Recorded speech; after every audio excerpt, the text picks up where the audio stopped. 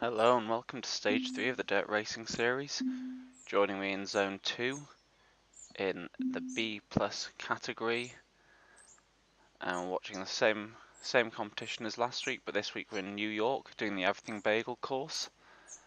Just quickly start to show it up for you so you can see the course this week. As last week was far flatter with a few more interesting parts, this week is a very undulating course. So if we can just get up, there we go. So you can see we start off very aggressively. It's a bit of a downhill as we come out of the blocks, but then we go into the New York reverse KOM.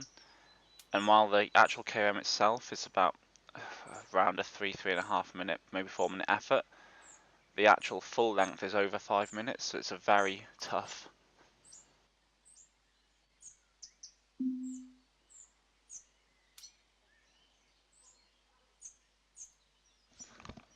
Sorry, lost comms there for a bit. So it's going to be a tough start into the race with a long drag out. You might be able to see that it's a bit kind of divide up into sections, about 4 main sections, and in between each is a flatter section, so those riders who play it sensibly by chilling out through the flatter parts and then punching up very hard on the steep sections will do best. And there's going to be very little draft, so people might use it to try and break apart the group rather than just getting to the top and sitting in and waiting to come back. And especially with such an undulating course, they might try and stay away with a small lead group until the sprint. Just take a look at the series of points. But you can see again we've got the New York KOM in the forward direction a bit later on, and then it's about a 7-kilometer section once you're off to the downhill to the finish. So again, the group might stay away from that.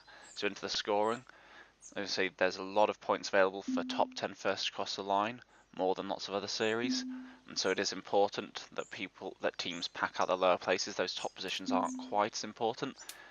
This week, we might have spotted that in the segments, it's first across the line and fastest through for all 3 segments. So it is going to be a big competition to get those fastest 3 points, as they are crucial. But equally, getting multiple members of the team scoring, no matter how far down, will help. In terms of the positions, we think it'll probably split up this week. And so again, it's going to be really crucial for those who can stay in the front group, even if they're not picking up fastest through segment points. Staying in the front group will be vital, as the points do drop down quite rapidly outside of the top 30 and 40 positions. Okay, having a look back at previous week's results, currently in the standings we have KC B1 in first place, the Eagle Fang second, Dirty Goosters and TBR almost jointly in third and fourth with the same number of league points, and a bit of a drop back to Valhalla, BZR and Cobra Kai with the ESRT, the Swedish racing team, on joint points with Cobra Kai. Incendiary Rhinos 9th, Cryogen Mercury 10th, Dirty Box 11th, Watt Fabric, then DZR, ZR Scott, BMTR Kodiaks, and RWMR. As you can see, the points towards the top are very evenly spread out. There are a few jumps, but it's been a whole turnaround. There isn't any team leading miles away with 40 points, 39, 38. We had almost in the top 1 to 5 is almost reverse order from week 1 to week 2, so it shows how close and competitive it is. Take a quick look at the individual riders. Lots of people will be focusing on the team classification, which is your top 4 scorers out of 8 possible entries, but there is interest in the individual riders. Currently we have Swanee, who's apologies, that's the wrong one. Not sure what's happening there. Oh, that was shown by the teams. There we go. Nope, not sure what's going on, but I can confirm it's Swanee in first place. There, my mistake, I wasn't showing the categories. Swanee in first place for Dirt Eagle Fang, Paul Harrison second, closely followed by Herzl from Watt Fabric, Martin Duel from TBR, very experienced rider, and Robin Anderson in 5th, really strong ESRT rider. So it should be nice and close at the top. Lots of strong riders, but equally a lot of these teams really good. KC did really well last week. While they didn't have the top few places, they managed to pack out the top 10 with at least 3, I think maybe even 4 of their riders, which is really good to see, and that's why they're doing so well in first place as a team. You can see they've got 3 riders in the top 10 individually as well, which helps. And thank you very much to Valhalla. It's great having your support. And for all the riders who want to look, there was the A ride in Zone 1. If people want to do a recon, I will be broadcasting both Zone 1 and Zone 2 for the next few weeks, so take a look. But we're just going to switch over to the race now for a bit. We might have a look back to see ZwiftPower statistics, but in general the signups are largely the same, with a bit of variation between the number of riders turning up. One thing that is interesting is it is important and will help to get more riders in your team, because if you have 8 riders competing, say you have a really good sprinter, this week they're not going to pick up many points, but they might be able to get good FTS points on the sprint and knock down other riders, which will mean the other teams score less points and your teams do a bit better. So we'll have there is a bit of a push at the top, but it's fairly gentle considering. I'm not seeing anything above 5 watts per kilo in general, so a lot of the riders know, this isn't the place to be. It's going into a downhill. As long as you're keeping with the group, you're absolutely fine. For those who aren't aware of the kits, most follow their same usual kits. Casey in the yellow kit. You might be able to see one in the middle with black writing on. There's one on the left-hand side on the yellow Tron. Dirty Goosters, who are in 3rd, they're in this llama kit, which is the blue with white llamas on it. See if I can zoom up to show a bit more detail. It's a very nice kit. And then we have Eagle Fang, who are in 2nd, they're in the orange Dirt Community kit. TBR are in the green and light blue kit. See the rider Sam Atkinson, you can see pop up, he's in the kit with the blue Tron at the back. And then in 5th place are Valhalla, who are in a blue kit. You can see on the yellow Tron towards the back, just moving through the group. I'll try and show it later on.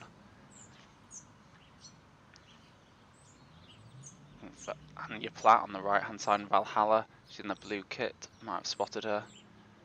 It's a very strong rider, hope she'll do very well today.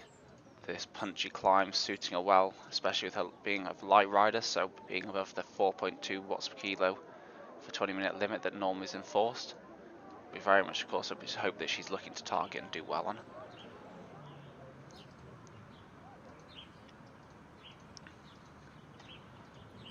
So the climb begins, I suspect, around 2 kilometers. We'll see a right turn minimap. We can hopefully just see it ahead. There's a right turn up into the lifted road sections.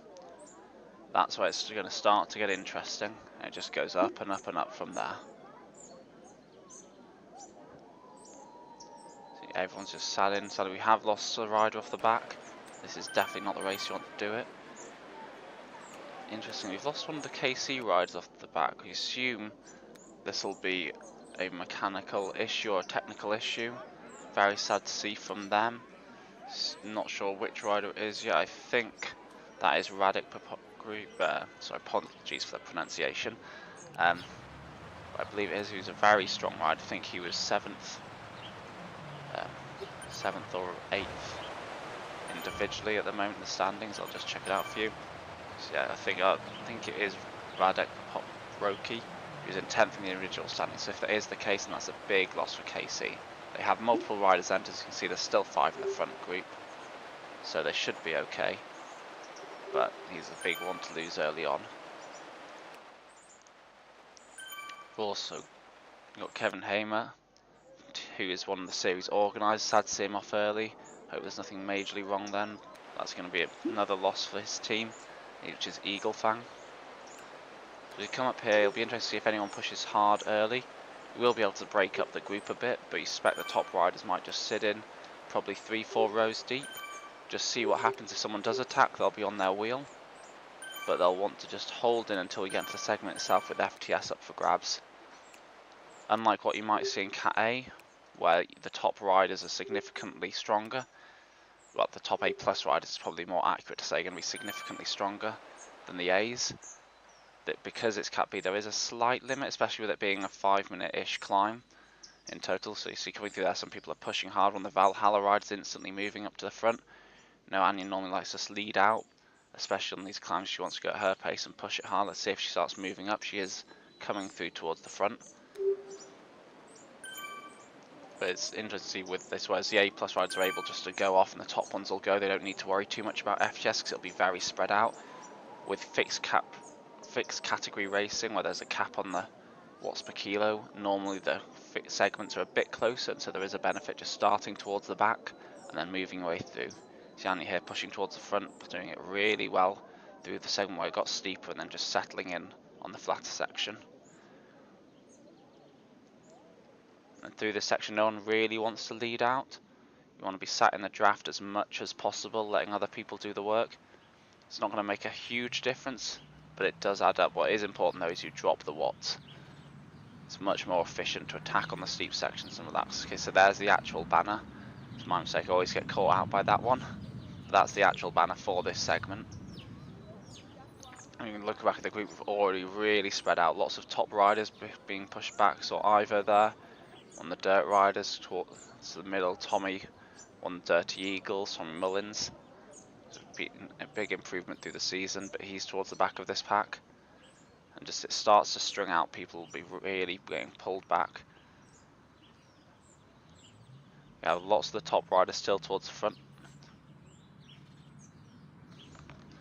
with Ollie from the Goosters leading out. Flintstone, another Valhalla rider up there. Morten Nielsen from DZR. A lot of top teams, a lot of riders here early on making sure they do not get dropped. So that's going to be the most fundamental thing for teams, just to have a lot of riders in the front group through the sprint and going into the final KOM. So that's almost guaranteed first across the line if it spreads out. So we've just got 2 more little sections of climb to go. Got this left hand turn, then it flattens out, and then 1 more punch up to the finish. It's a nice short one. Shouldn't lose too many people here, but you can see how tight the front group is. 4 of the Goosters, which is important, at least 2 Valhalla riders, just behind 2 more Goosters. And a couple of TBR guys. And Atkinson didn't have his best week last week. I don't think it was 100%. Let's see how he does here. He's got a really strong 1 minute power. He's a very strong rider. I think him and Anya should be up there towards the front here. So it's the last little kick. It really gets steep on this section. It's well into double figures through most of it. So we want to see people starting to go now. Big sprint effort through this section.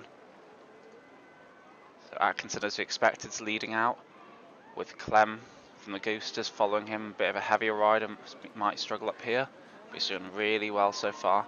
And Anu in third. She just had Paul come through. She keeps pedaling all the way to the line, keep pushing it. And once you get to the flatter section, it'll just be who's got anything left. So again, Sam Atkinson will comfortably take FTS through here. Clem should be in second, although Paul is coming through him. So that should be Paul now in second, both in the same team for the Goosters, just fighting for pride there.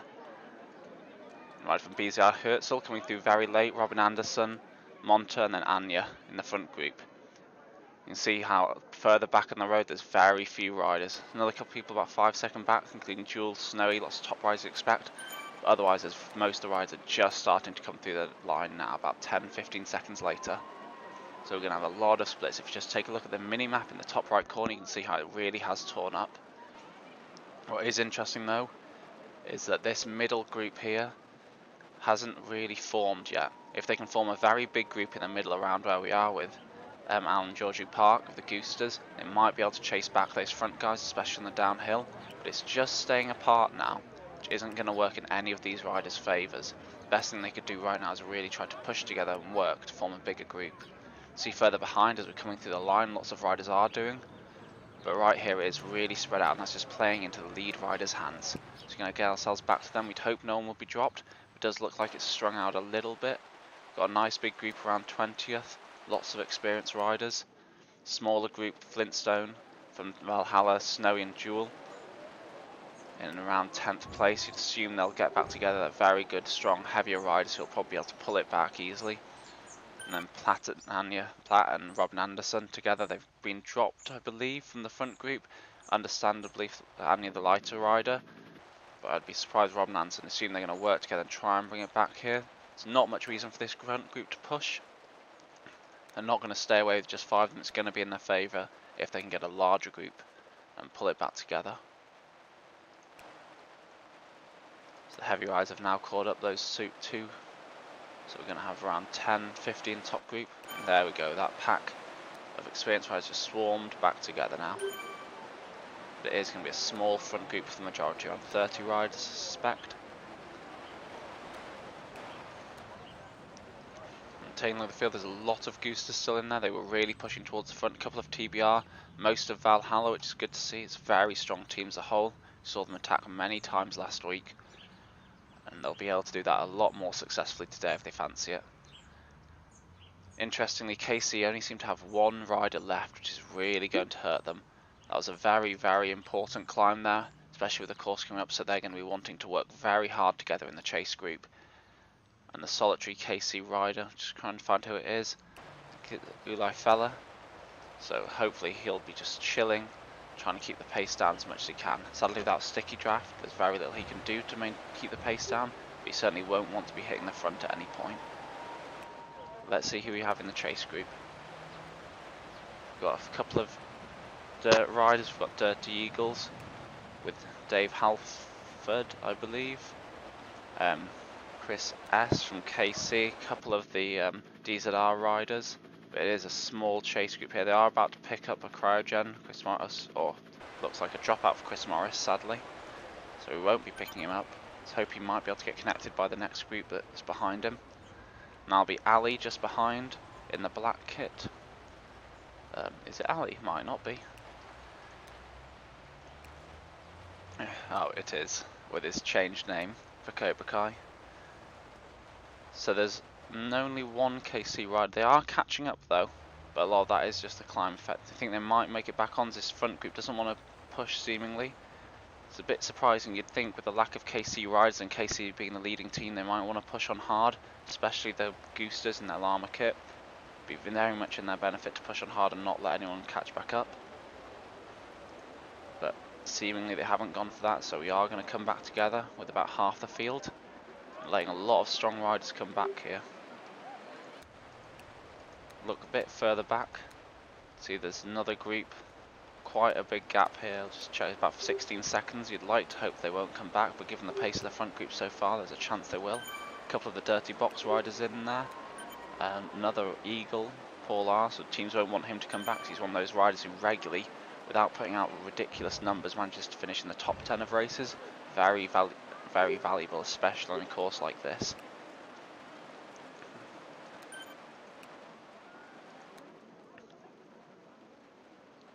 We've got that group starting to form with another one just coming in from behind. A couple of extra riders that have just been spread out. A couple of TBR guys, important for them to get back. A couple of the ZR Scott guys, normally a very strong TTT team even. And so if they can come back, there is a chance that this chase group might just make it back onto the leaders. We're just going to take a look up the front because it does look like someone's pushed off. I'm not sure who that will have been. Pity we missed it. Oh, I'm not sure what happened there. I believe I went all the way past everyone. Sorry for that. Speed our way through, see where we can get. Okay, there we go. So it looks like a BZR ride, maybe attacked off the front. Can't imagine this is going to be a particularly successful attack, but fair play, it makes it interesting. It's a largely downhill section, so you'd like to think that the chase group, especially with the strength of the riders in it, will work. Maybe he's just trying to force the pace and try and keep them away from the chase group behind them. Because otherwise, if someone doesn't attack, it's very easy to have lots of teams sitting in unless someone takes it on their own, which you'd hope the Gooses would do, but they haven't done. So this might be a way to kind of pull them up and try and get them doing a bit more pace in that lead group.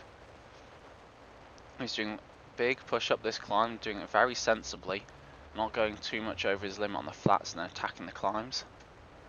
We have got a lot of downhill to come, so I can't imagine this is going to stay away at all.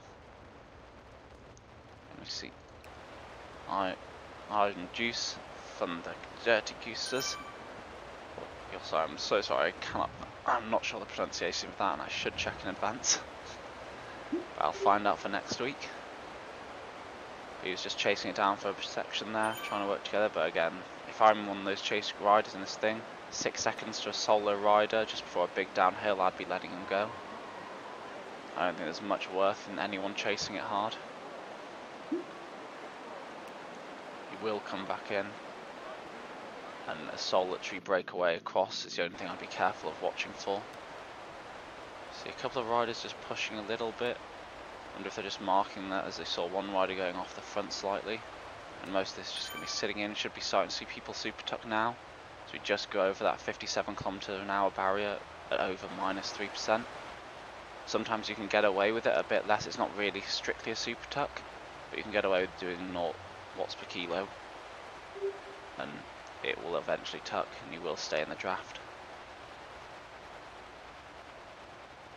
So this come out here into an instant climb, so people do get caught out regularly by this, especially when you're super tucking. People have issues with their bikes getting back up, especially certain smart trainers, and so you do occasionally see people flung off the back. One of the interesting ones are coming down after the reverse KOM. There is a flatter section halfway down what would be the forward KOM, and sometimes you see riders lost out the back because they couldn't get out and pedal in there if they needed to. And we've reeled in the lead rider then, who'd gone for solid breakaway as expected on this downhill. And now it's just everyone just sitting in, trying to hold on until we get the sprint. No one seems to be pushing the pace too hard on the climbs. It was hard hitting 8 watts per kilo out of that section, but in this kind of group at the speeds we're doing, that's not going to break.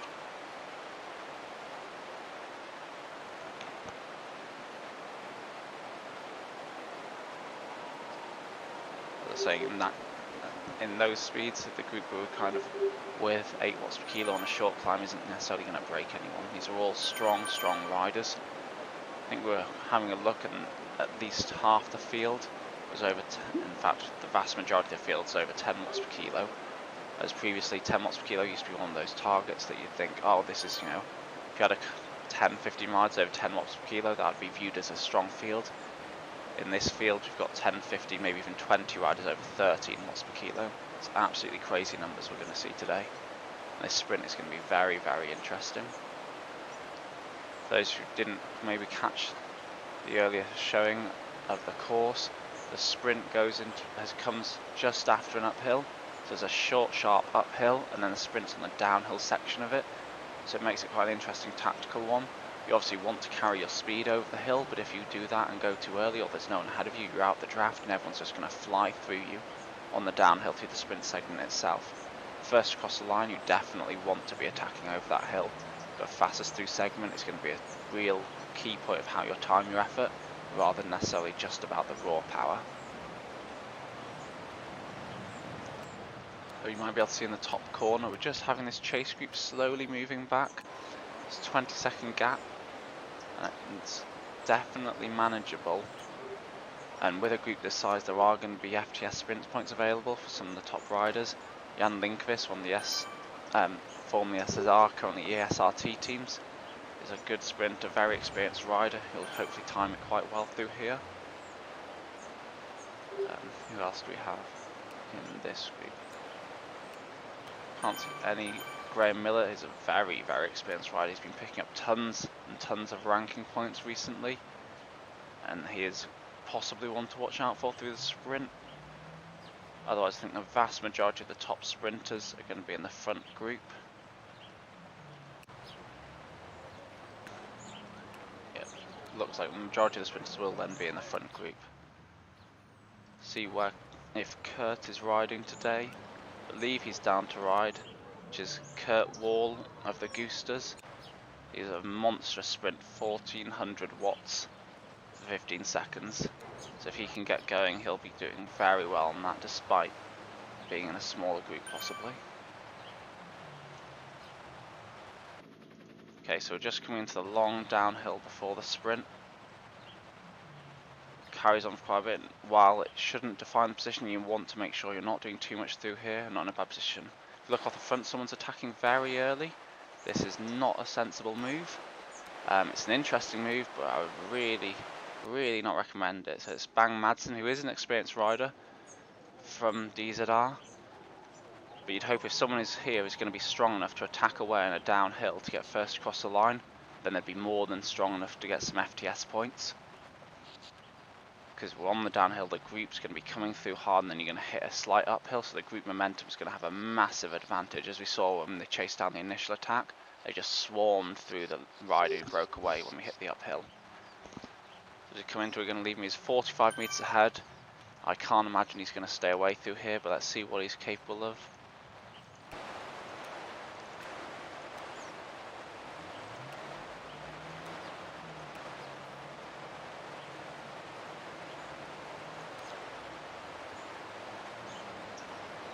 So as we come through the section here, this is where people are going to start to go for the sprint, especially for the first across the line. We want to be pushing over this hill. You see quite a lot of riders going, some Atkinson putting out a monstrous number. Just after here is where I'd suggest for FTS people start to really wind up. See, Atkinson's just left out without any draft there. He's going really quickly, but he's allowing Wickland from ESRT just to come through him using the draft. And Wickland from ESRT is going to take first, and Snowy's going to take third, Atkinson second, Flintstone getting good fourth, and then you see Paul on Ollie from the Goose just flying through. Monta doing well as well there. So we've got Robin Anderson from ESRT who took first FTS. Monta doing well, although he looked like he was slowing down, but he must have done very well at the start to get second. Paul from the Gooses who was flying through the end taking third. Flintstone really strong performance there. He was high up in the field with not much draft and managed to get fourth. Snowy from the Dirty Box in fifth. A couple more TV representations, 7th and 8th. Really good to see. While they're not here, they're putting big times a bit further back in the group. And that's where it's going to be really crucial. Just regularly picking up top 10 points. That's going to count. See already 4 of the Gooses here in the lead groups. There's going to be plenty more points for them as well. Just slowly looking, we've got a lot of riders just making their way back. It's one of those difficult things and it's a tough decision, especially on regular sprinting courses, which this isn't. But on regular sprint courses, it's a decision whether you push really hard through the segment, especially going for the points, and then you can settle up, as you see here, people doing 2 watts per kilo, 2.5, versus the chase group who have to try and get back on after the segment. We've got 3 riders here who are pushing really hard, 4.5 watts per kilo, including Colin from Cobra Kai, all working really hard to get back on because they didn't necessarily go as hard as others through the segment. Personally, I'd much rather go hard and then rest up properly than do a elongated tough effort, whereas it comes down to people's individual physiology.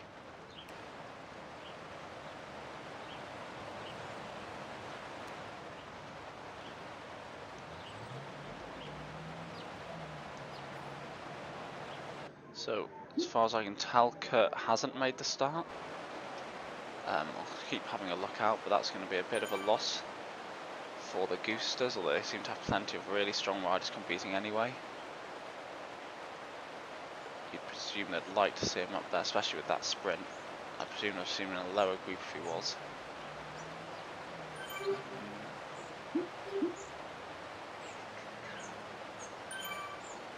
It looks like he hasn't been racing this week.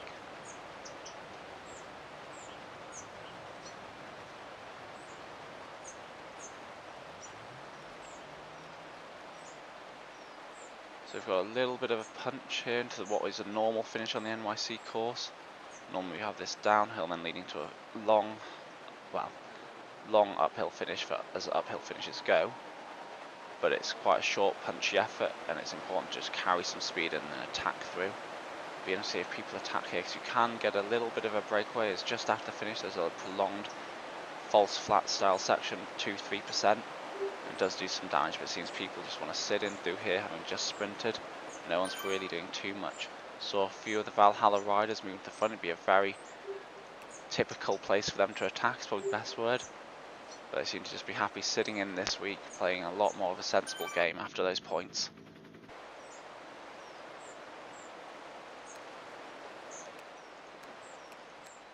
Something about the group, the distance has been maintained to around 20 seconds. It's maintaining that kind of gap to front group to the second group. They are pushing hard, and there are a lot of strong riders in there.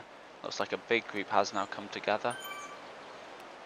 But 20 seconds on this course is going to be hard to gain unless people really are willing to work together.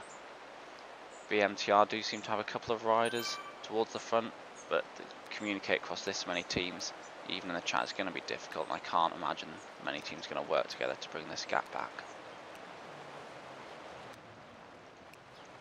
It has gone down a little bit there. They were going harder up that climb through the normal finish line. So those who aren't aware, the finish line this week is a downhill effort. It's the reverse of what we're doing now. So it is a prolonged downhill, and it's all about timing. You want to be staying in the draft as late as possible, but depending on what happens in front, that could be staying in the draft doing 8 watts per kilo, or it could be just sitting in at 2 and then a very late powerful sprint. Really depends how it plays out in front of you. Normally on the top tips I have is just to see who one of the biggest sprinters is, who your main competition is, and just follow what they do. As soon as you see them go, then you follow until it gets within 200 meters of the line, and then you have to make your move. Just pick your distance, and then you go really hard and hope you can break that 5-meter gap. So that's what it's all about. If you can break that 5-meter gap, they're not going to make it across in such little distance. They've got to still have the benefit of the draft.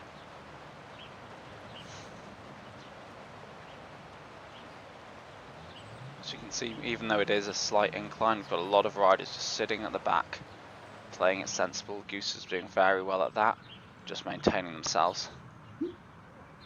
Someone has started to push the pace at the front, but it's not significant enough on this small incline. They are going to probably get a slight gap. They're doing really well, but someone's jumped on their tail, and you can see the group starting to just thin out, or it was thinning out a little bit, and they're just catching back up straight away.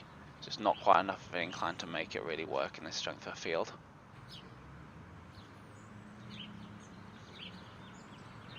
So just coming into a long...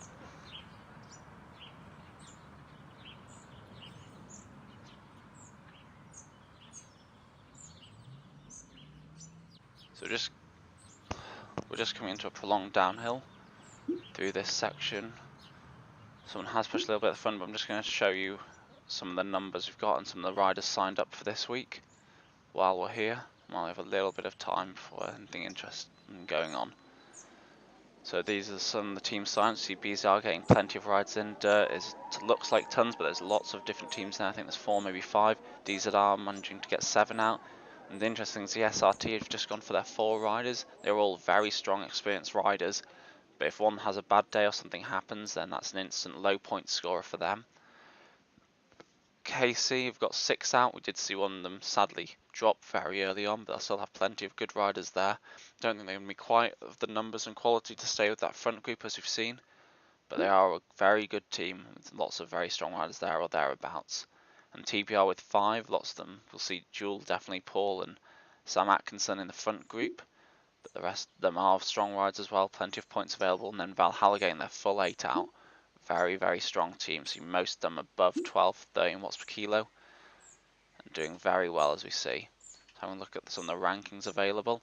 So again, Robin is our top ranked rider. Sam Atkinson again there. As Graham, as I mentioned earlier, very strong, but sadly in the second group today.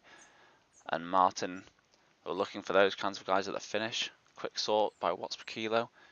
Again, see Sam with his monstrous numbers. It's absolutely crazy. Racing in B. No, he's not a fan of the current categorization system, and very kind of adamant on the forums that he should be an A, and usually does race in A, so fair play to him by being open about it. Let's take a quick look back. Again, it's very straightforward. We're just starting to move up into an incline now, so we'll just go back to it. Again, I didn't bother showing the watts today because watts isn't really going to be that important until the finish.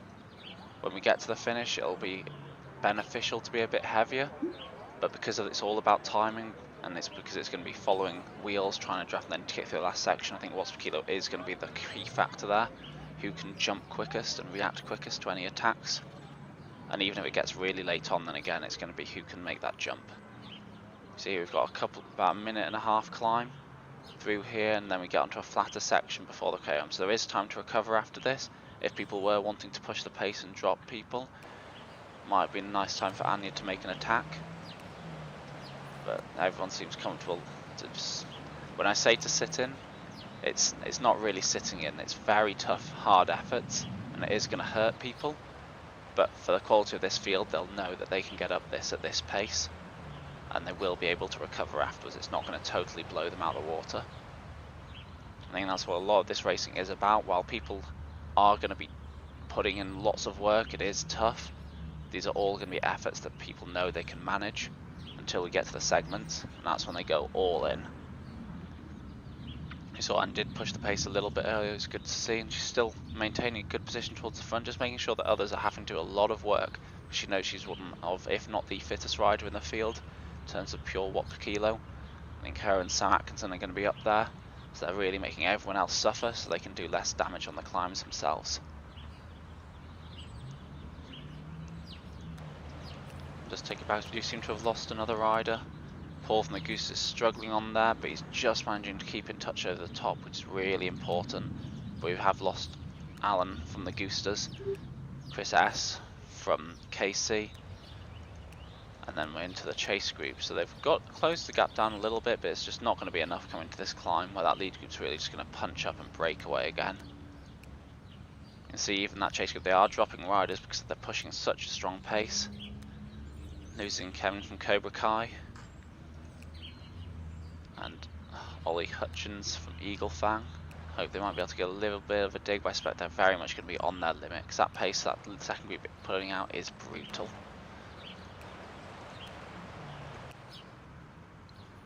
So we're going to have a little punch up as we turn right here for the lead group. Again, they're already hurting and it's just something that you just don't want to see ahead of you. There is again more time to rest up before the KOM, but it's just these little punches that are so sapping, especially in this lead group when some people are pushing above 6-7 watts per kilo. If you don't time the effort well, if you're not aware of it, you suddenly have to be punching 8 to keep in touch and it just drains your legs massively. See there, I think that was Robin at the back punching big numbers again. Just having to do a bit of extra work, whereas if you'd anticipated that a bit more, which is unusual for him, he's a very experienced rider and normally does, he might have been able to do a little bit less through there. On the downsides of the tactic of just sitting at the back, as we see Ollie from the Gooses doing, is that you do have to be very aware of what's going on, constantly checking distances in front, and then as soon as you see a little climb coming, you want to just move through the group and just maintain the stronger position. You have to be early, because if you don't react early enough to the climb, you'll open up that 5-10 meter gap and that's you gone. Lots of the big riders talked about the experienced riders just sitting right at the back now. Robin, Sam Atkinson, we've got Snowy there, very, very strong, experienced rider.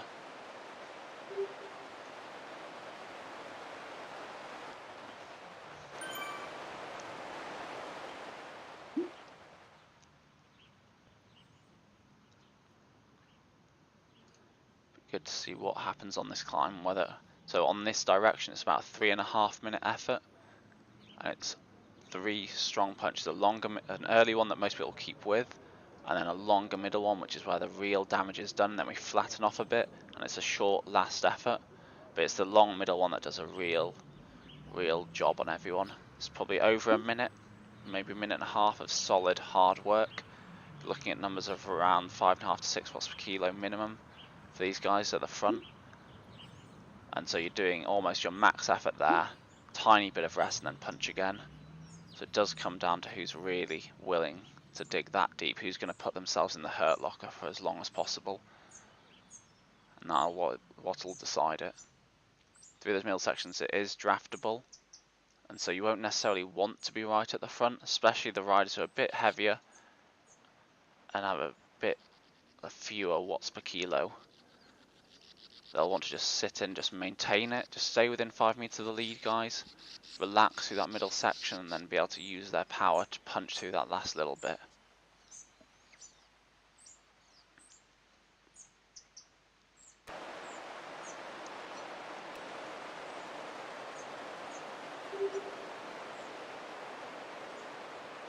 Just another one of those punches. See some people having to put out orange numbers again. As soon as you're getting into the orange numbers, it really does start to fatigue you. A couple of people have just maintained it off the front. I'm not sure if this is an early breakaway. I think it's just people pushing the pace and just holding it a bit more. They were able to punch up the climb a bit better and have just opened it up a little bit.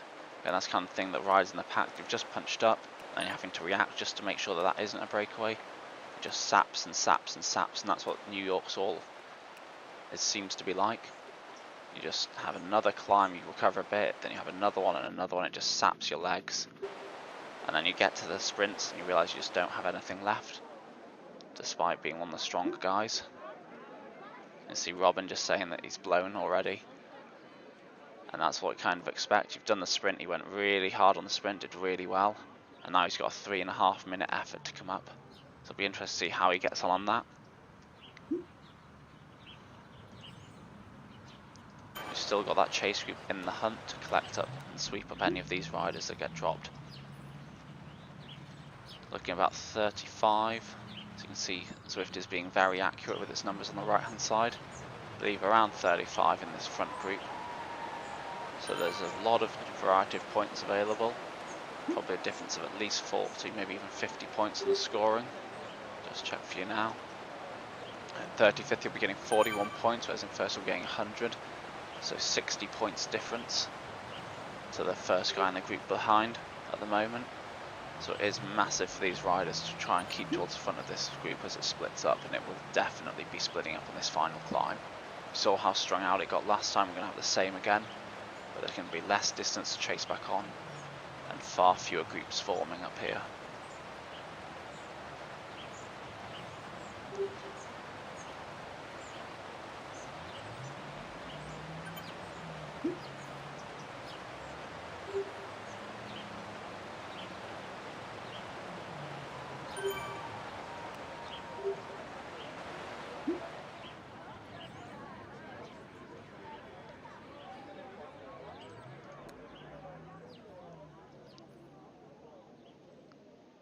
Just starting to approach the climb now. You can just start to see it straight ahead of us now. You can see the tunnel type sections.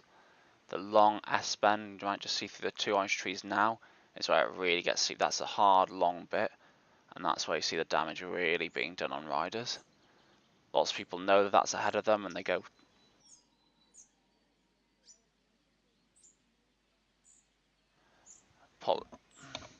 apologies for that, just had the mic cut out again. Seem to be having a couple more difficulties with it. But yeah, through that section is where a lot of riders see it ahead and just go a bit too conservatively, leaving too big a gap, and they can't make it back. So it's coming through the banner here. Got Jewel just sat towards the back, won't make too much of a difference. Sorry, it wasn't Jewel, it was Sam Atkinson, my mistake. But again, there is room to come through here, but I don't think on this segment it's really worth necessarily being right towards the back. Especially with the point structure at the moment, it is a benefit on sprints and it is a benefit on shorter climbs. But on this, there's going to be a big spread of people across the line. There aren't going to be many half a second, 0.1 of a second gaps, which is what you're probably looking at gaining by sitting right at the back. We see Sam Atkinson instantly attacking here, punching through the first segment. But again, it seemed a bit futile there. Don't get me wrong, he's going to be one of the stronger riders and off the front. But right there is such a short climb that he's not got much of a gap. He's still doing 4 watts per kilo, as you see the people behind are doing 2 watts per kilo, and he's not pulling out a huge distance on them. And it's much better for the riders just to sit in through that section than really punch through this bit as hard as they can. See Teresa, who's coming through straight away, definitely on the lighter riders. And see she's just come straight through Sam Atkinson there, even though he's doing bigger numbers, because she had the pace of the group with her. So he's going to have to work a lot harder again here just to maintain it. See Chris Park, one of the strong riders from TV, coming back from a bit of a time off the bike, doing really well, but he's just drifting back as we come through this section. See the light riders really pushing through. Herzl, one of the top riders last week from Watt Fabric, taking plenty of points, doing well off the front, but he's just starting to suffer now. He punched through that first segment. Question is, will he have enough for this next right hand turn where it gets up to 18% again, I believe. And Atkinson, as you'd expect, just pushing off the front, grinding. I expect he will win. Well, he will take the FTS comfortably here. Question is, who's able to keep in this lead bunch?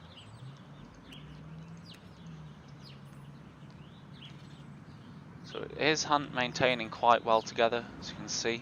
There are lots of riders off the back, but we've got this long, significant lead group that's staying together. Obviously, Atkinson there off the front with Herzl on his tail. Herzl playing a very sensible game, just sitting in, taking advantage of the draft, not doing too much. He might back himself in the sprint finish for the line, especially with Atkinson having done so much work so far. Be really interested to see he does well there. We're just going to come through, we've got a right hand turn, then you can see straight to the line with the incline.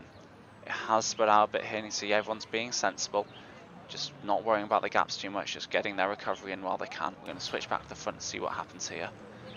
This little chase group of 6 riders has managed to catch up the front guys. And we should see people starting to go just at the start of these flower beds on the right hand side. It's just before it turns up and gets really, really steep. We want to start moving up through the group here, getting positioning right. We don't want to be drifting back.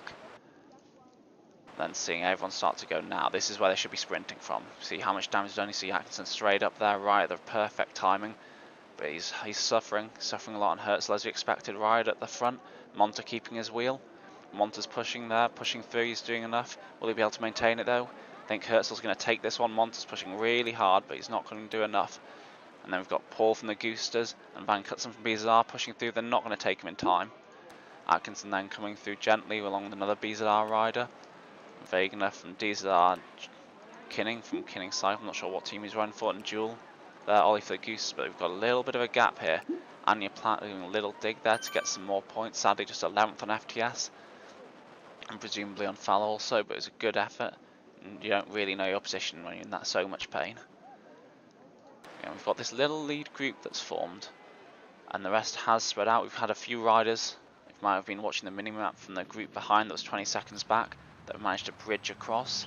So it'll be interesting to see if these 9 riders up the field can group together primarily and then push to the finish. So Herzl's still off the front, he's doing a bit of work on the downhill. It's not a particularly sensible idea, he's not going to stay away. If he looks back he can see there is a group less than 6 seconds back that has formed. At this point he really should be super tucking, there we go. I think he's made the decision now that he's not going to be able to break away, and it is sensible just to super tuck now and get some rest. Obviously we don't know, some riders on their bikes aren't necessarily able to super tuck, so it's a bit unfair to necessarily comment on that. But you definitely want to be super tucking through these sections, especially with this group just behind that's going to come through and form. The real exciting part is going to be whether this 10-second gap to the chase group behind is going to bridge across in time, or this lead group of 9 riders is going to stay away.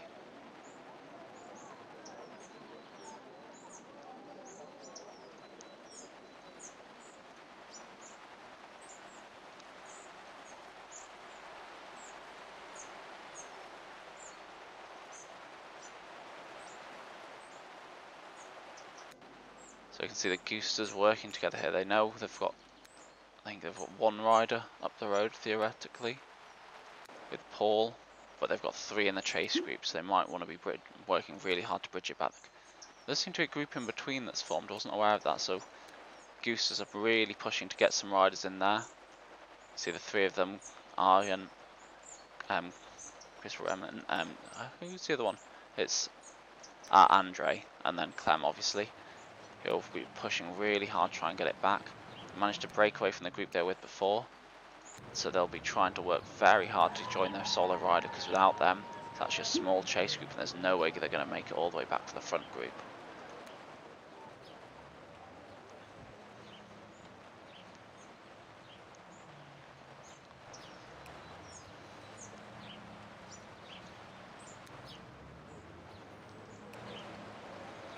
Okay, so interesting enough, Andre, who's riding for the Goosters, is normally an Evo rider. I rode with him one of my first seasons of ZRL when he was riding back in the APAC division. He's a very strong rider, on the heavier side, very powerful, and he used to be very competitive even on the sprints and even on uphill sprints. I remember doing very well in Harrogate, so it's good to see him riding again and riding with one of the dirt teams. Taking a quick look at this front group, we've got a lot of the top riders so far in the series in there. See Andre, who I was just talking about, and Clem, both very heavy riders, and Jewel. You know, see they're going to be of a lot more raw power than the lead group. They might be able to pull it back if they work together, but it does look like it's just kind of sitting up a bit, not necessarily wanting to work together to get the finish. Finished about 34.4 kilometers, so we've only got 5 kilometers to go. Looking at 2 seconds a kilometer, which is definitely manageable for them to chase back. And it depends how much this front group's wanting to actually work. You might see a lot of them just kind of sitting up, letting others do the work, trying to save the legs a bit more. Whereas a couple will know that they're not going to necessarily out sprint these other front 9 riders, so they want to work and make sure that they stay away together. But yeah, looking back at the top riders so far in the series, in this front group we've got Monta from Cryogen. There's 16.2 watts per kilo, 15 seconds. He's going to be one of the favourites in the front group. Herzl, as we saw, absolutely dominating on that climb. Fantastic rider from Watt Fabric. Paul Harris, dirt riders. I believe he's riding with the Goosters. Yep, he's going to do very well. Very powerful, strong 1-minute effort. And then Sam Atkinson, as we're aware of, as I've talked about a bit before. So again, we're looking for those 4 riders to do very well in this finish, especially with their punch. Monta has a bit of a power advantage, whereas Sam Atkinson has the shorter, punchier advantage. His 1-minute effort won't be much use on this. It'll be a shorter attack, we'd expect, into the finish. It'll be interesting to see how the 4 of them get on into this. The other riders around are strong, Wegener from DZR's 14.2 watts per kilo experienced rider, but I think we're going to have it between these four: Herzl, Atkinson, Harris and Monter for first place over the line. Saw Van Wyn, he's 12 watts per kilo, which is probably why it's very strong numbers, really good to see. But he knows that amongst this field, he's probably not going to come top in the field, so it's worth him making sure they stay away from the chase group, who are absolutely powering their way up. 5 watts per kilo for lots of them at the front. Mind Jewel there and Clem, Anya all working hard to try and bridge that gap, and they are gaining, but it's hard for them when they know that they've got to outpunch the rest of them around them, because they're all strong riders individually in their own right as well, and so they don't want to necessarily be the one doing all the work at the front to bridge it back, just for the rest to sprint them through and them to come last anyway. So there's going to be a fine balance here of how much work they do to try and chase down. Looking back, the third group back's all full of monsters as well. This field is absolutely bonkers seeing it. I'm very glad I'm not riding in it, even as now I've managed to become an A rider. It's been a long, hard effort. I'd feel very out of place in this field and struggling along. Sad to see Simon dropping here. He's done really well. Absolutely huge effort to get in that front group and to keep with those riders. And hopefully the 22-second gap, if he can just keep it up around 3 watts per kilo, he might be able to stay away anyway.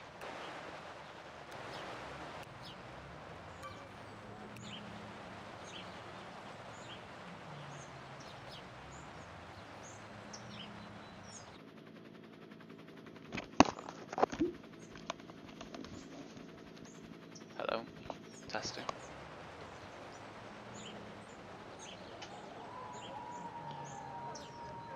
Okay.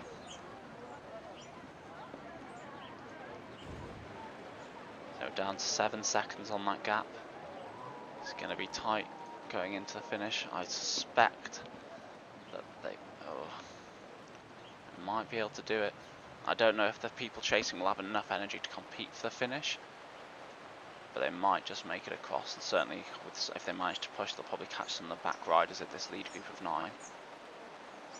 But looking at that group, just mentioned Andre Fugner with his strong numbers. He's not quite got the sprint that he used to have, but he's still a very strong rider. 369 watts for 20, it's monstrous. Colin similarly for dirt. But from the chase group, Martin Yule, very, very strong, experienced rider, and Clem. Is Clem in this? I'm not actually sure if Clem is in this group. I thought he was. There we go, yep, he is, yeah, there he goes, chasing across. Yule trying to go with him, and you're going. Ollie from the Goose is all trying to bridge across early. So as I've said a few times and in previous weeks, if you're going to bridge across, you want to do it hard and aggressively. Sometimes it's not going to work in your benefit. You're going to have riders who just use their draft and get back across. But sometimes it will play out quite well. Oh, that one. And you'll manage to drop them with people not getting across, or they'll have to work as well. And if you're chasing on the back, it's even more important. But you just get a lot more rest. Yes, you have to punch, and you want to probably stay outside of the red numbers, but you want to do it, and then you get more actual rest. You can see Kinning and the ride from Bizarre have pushed hard where they're using that to try and stay away from those bridging across. But Atkinson, Herzl are straight on their wheel. They're not necessarily right on it. They're chasing it down and closing it down. It's unlikely that Kinning's going to stay away over the next 1.5 kilometers, unless he's got a lot more in the tank than we've seen so far.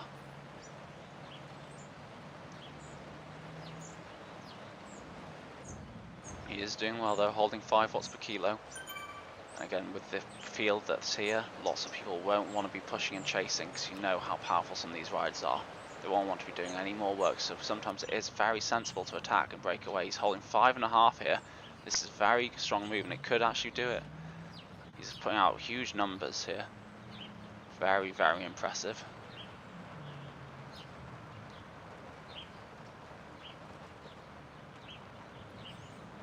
Still got a bit of distance to go before he gets the downhill.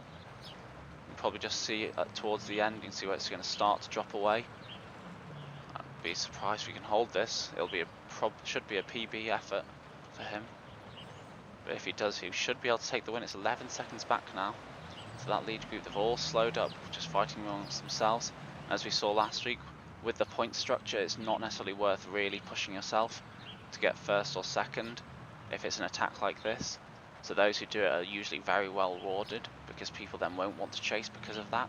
It works both ways. It means it's more open for attacks into the finish, but equally you can get less reward from them, and so they are higher risk moves in that respect, because if you then get caught by the chase group, you're likely to come last, which is a far fewer points than you'd otherwise get. But at the moment, 16-second gaps, looks like Kinning will stay away, so big congratulations to him. It's a really strong move, perfect timing. He's done absolute monstrous numbers to stay away after the efforts we've had so far. Again, Van Kutsen from BZR should stay away. See, Atkinson's going now. Atkinson's going to try and bridge that 9 seconds, might.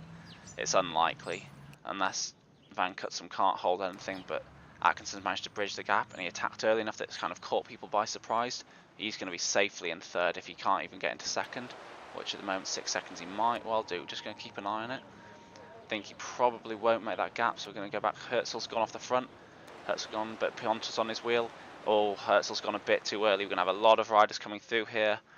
He might just get caught by the line. See Atkinson off the front, and yeah, he's going to be pipped out there by Jewel and Monta, then Herzl in 5th. Lots of the Goosters behind, 2 of them in 6th and 7th. I believe that might be Clem and Andres, and quite a few more. So we're just going to drop back now, see if we can have a look at some of the other groups as we come towards the line.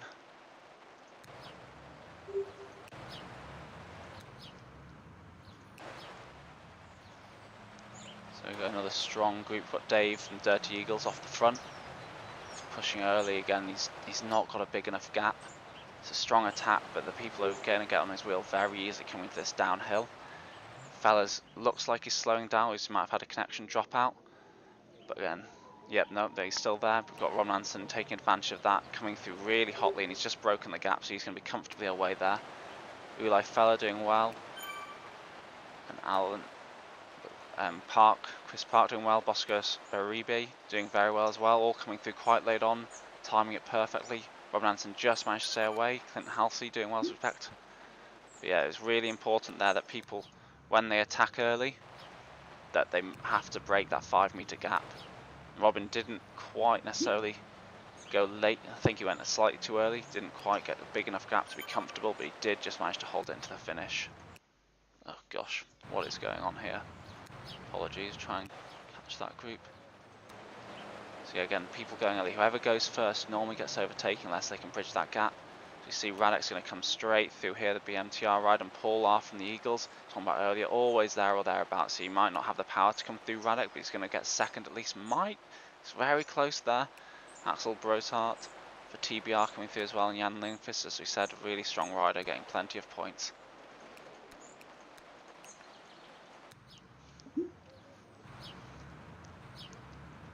Couple more up the road, a couple of solitary small groups here. See Paul from TBR's, I don't know if he's managed to push, I presume he's pushed off the 2 riders behind. Managed to break them early, one of the important things. You can mentally break a lot of riders by going very early, as we saw with the lead group. Well, I think there's a few more tactics involved in that than it does justice, but with small groups, if you can break them early, they won't necessarily want to chase. They know how much pain they're going to have to go through to do it. So Paul's done really well there. We've got 2 more riders here, ZR Scott and Reiner, who he was in the group with. See Grieve from ZR Scott's pushing hard here. If Cole can react though, he's going to be in the perfect position. He's just in the draft, just holding that 5 meter gap, 6 meters. So you can see probably a little bit of draft there, but he's just going to come through now and just coast through. Perfect position, just holding the wheel, and there's nothing Grieve could have done there. He could have put out 10 watts per kilo, but it wouldn't have been enough because Cole's just sat in his draft and it comes through solidly. So we've just got a group of 3 here, just chasing down on the Cobra Kai riders. We've got Hutchings, Alan Georgie Park from the Goosters, and Wegener from Mott Fabric. Interesting, no one seems to want to work. They could definitely chase down the Cobra Kai rider here if they went hard, but again, they don't want to lead out the other riders, just playing into a bit of a tactical finish. We've also got to take into account that all these riders are probably knackered here.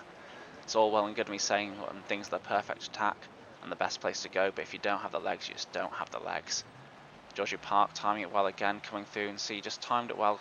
Wegener might be able to put out more numbers here, but he's just left it a little bit too late and spent too much time on the front there. See if he manages to come through. He's going to have the pace, but it's just too little too late. Hutchings from Eagle Fang doing well, but again left a bit too late to come through both there. Another group here.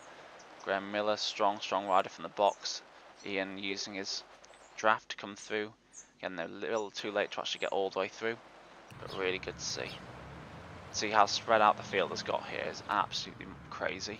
This riders going on for ages, small little groups, and it's absolutely brutal on this course when you're chasing down. Because the gaps are manageable, it is chaseable, but when you're in a group like this, you're just going to lead out other people. And if you do a 10-minute effort trying to take your group over all these bumps, doing really hard leading on the front, you're just going to be blown away when they just come through on the line and you've been on your limit and they've been doing 30% less power. So we've got Denius from ESRT, very experienced rider. I'm surprised to see him at the front here. He might just be prepared if anyone goes long. With a small group you can afford to sit on the front, I guess, going to the finish. And what can be sometimes very sensible to do is just have a little early attack around here. Not going all in, but attack early, wait for someone to respond and then jump back on their wheel. Because if you can get them to hit the front, they're going to lose a lot of speed. So Denius is really slowing down here. He doesn't want to hit the front quite yet, and he's not got enough for a run up to break away. This is going to be a tough one. He needs to go about now. Max effort up. He went for it and then he dropped out again, but yeah, there we go. They're not going to keep up. They're doing bigger numbers than him, but if he can keep running, he might just stay away. Oh, it's going to be tight on the line here. See who does it. I think he might. Oh, brutal. Just didn't quite commit hard enough straight away. He was doing about 5 watts per kilo, 6 watts per kilo to begin with when he should have been going full in from what I said. Bang Madsen, that's a brutal result for him. He's a very strong rider. He may have got dropped early. It's not going to be something he's happy with. Michael, another strong KC rider, raced against a few times. Coming down 70th. I think that just shows the strength and depth of this field. You've got really experienced, sometimes top 3. I don't know if Michael is. I think he has come top 3, might have even won the ZRL at some point, and he's coming 70th in this field. Absolutely brutal.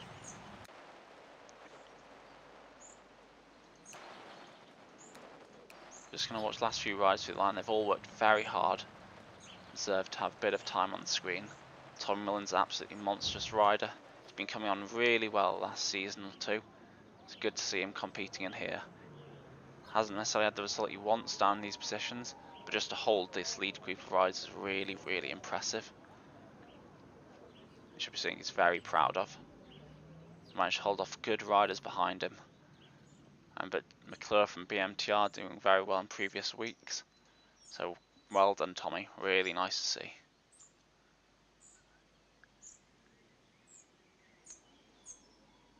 Big up the Orcas. Here we go, the rides behind these hold off. So again, just time Dave from ZR Scott just holding on a bit. He does have monstrous numbers, to be fair to him. I think he would have come through anyway. But he just managed to sit in a bit and just time it right and come through late on.